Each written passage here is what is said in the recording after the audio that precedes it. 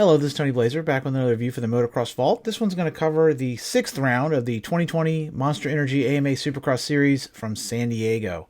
Last night, I didn't really love the track. This was kind of the first track I thought was kind of not great.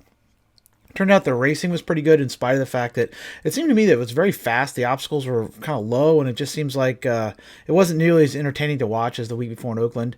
I didn't think the track was, like I said, that spectacular, but it still lended itself to some pretty good racing in the end. It seemed like the guys had to get pretty aggressive to make a pass, but it's Supercross, and I'm fine with that. Overall, though, I think, in spite of the fact that the track wasn't great, it was a pretty good night to watch some Supercross. I was super pumped for the outcome. Big Cooper Webb fan.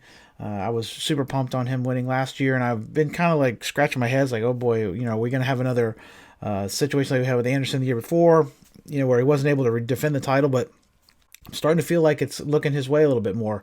I don't think by any means he's like the favorite. I think Eli's still probably in the catbird seat there, but he really has knocked it down. He's chopped the points lead in half in 2 weeks. He's up to, I think, down to only 9 points down now. Great night. He and AC had a great battle up front. I was kind of torn there because I'm a big AC fan too. Love Adam. I was hoping he'd get that win at some point this season, and last night sure looked like it was his race to win, but Cooper was racy. It kind of played into his hand. This was a track where the jumping, the whoops kind of played into, it kind of came about in the main there, and I think that really played into Cooper's strength. He seems to be more of a jumper when they're big and have to blitz him. It's not his forte, but when it gets technical and they get chewed up and you can jump them, he certainly used that to excellent advantage. He had those two sections dialed and was kind of reeling in AC every lap. Really kind of worked out just like Cooper would have wanted.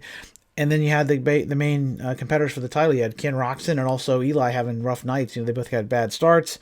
Neither one seemed to really kind of just knife through all these guys. I think Eli got to 4th and maybe Kenny got to 5th or 6th. But overall, it really kind of put a damper on the points lead that they had on Cooper. Cooper, like I said, really chopped a big swath out of it. I think Kenny still has the points lead by like 1 point. But I don't know what to think. I mean, I don't know if this is just a rough night, and the track was, like I said, not great for passing, kind of a tough situation if you got a bad start to make a run back through the pack. And maybe that's why they weren't able to get back up to the front, or if it was an off night, I'm not sure. I tend to think more that the track stunk and it was hard for them to make up time. I don't want to think that because Kenny looked good in his heat. I don't think that it seems like the foot injury is really playing too much of a problem for him so far. Hopefully, though, I don't know. It's I'm sure hoping that he gets back up. I want to see like a 3-rider battle here. It's been great for the series because that's what you want. You want a couple of the guys to have kind of mediocre nights. What was always tough in the mid 2000s, where you had Chad and you had James and you had Ricky. They would always get like 1, 2, 3. So there wasn't any kind of real big separation, and it didn't mix up the points a lot. But now you have guys that have a 5th or 6th place night. Keeps it close. I mean, Barsha's still in this, for goodness sakes. None of these guys are out of it. I think Adam's up to 5th now in the points. Seemed like Anderson had a rough night, blew out his wheel in the first race. I don't know what happened in the second. I think he got like 12th or something. So AC's up to 5th.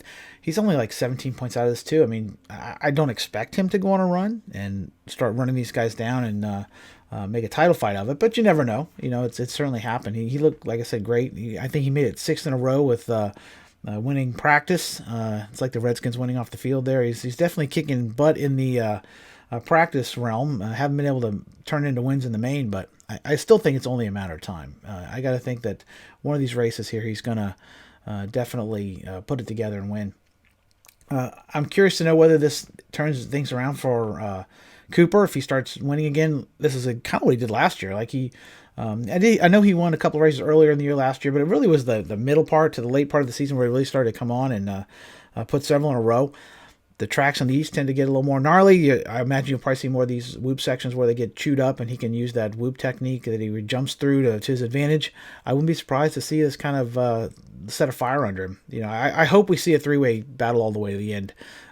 It was definitely an exciting night in spite of all the other stuff going on. In the 250 class, I'm happy for Fernandez. He certainly got through the race, made a good race of it. It was exciting to watch. I feel bad for him with the whole booing thing, though. People have just got to get over that. It's almost like it's a piling on now.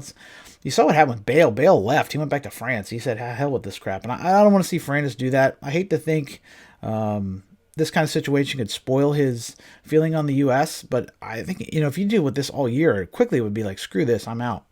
I guess people are just piling on at this point. Those passes were in no way dirty.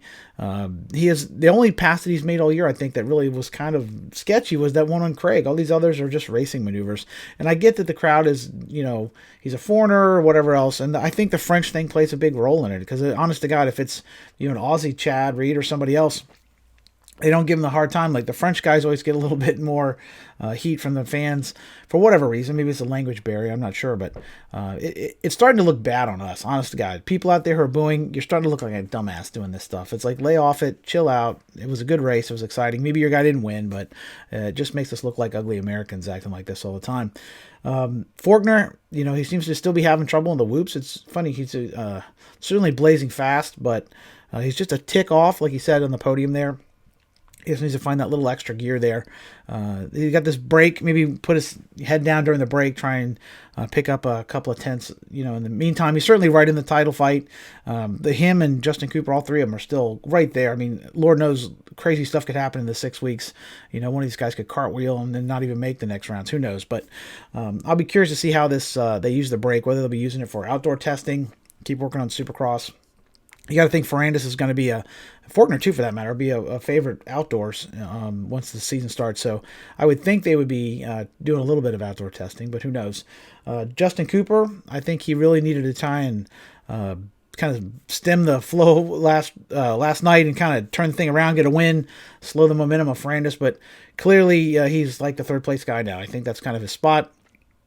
Maybe if he got the whole shot, he could have held off, but he really needs to get great start and not crash. Every time he's got a whole shot, he seems to crash or something goes wrong. So that hadn't really worked out either. I still think it's Fernandez's title to win, but like I said, a lot of stuff could happen in the break. I'm super pumped for next week, though. We get the East Coast. I live on the East Coast. So, huge fan of the tracks back on the East. Usually changes things up a little bit. The dirt's typically different. Get to reset the series. You got all new players in the 250 class, so that's always an exciting thing. Hopefully the East Coast will be as exciting as the West has been, minus the booze and the other nonsense. So looking forward for next week's race. I certainly hope it's going to be another barn burner. Hopefully the track will be a little better. Looking to see Cooper Webb and AC and all these guys back up front next week. So in the meantime, if you like this sort of stuff, subscribe to the channel. I'd certainly appreciate it. Share it on social media, and I'll talk to you next week. Peace.